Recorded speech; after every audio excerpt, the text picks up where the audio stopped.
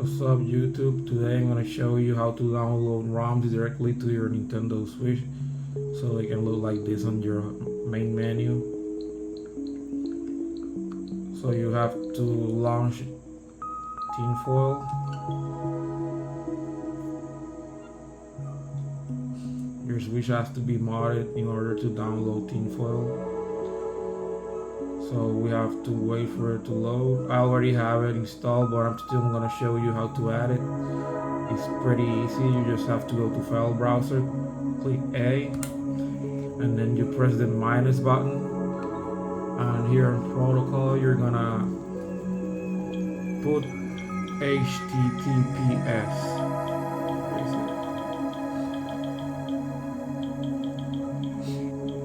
HTTPS. And on host, you're gonna put retrorom.shop.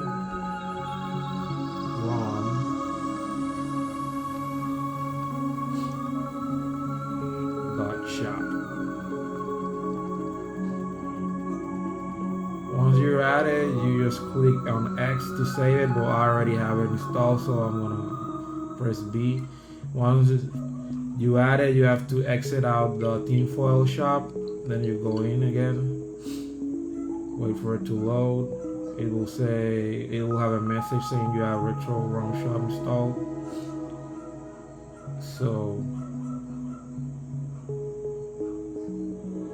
wait for it to load. Welcome to the retrorom shop. When you got that message, it's because you did it correctly. So then you go to new games and press plus. I'm gonna download a game. I'm gonna install. I'm gonna search for Sign.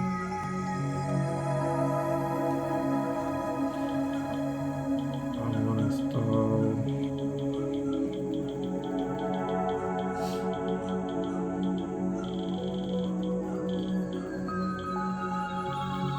Sonic Advance. Install it in my NAND.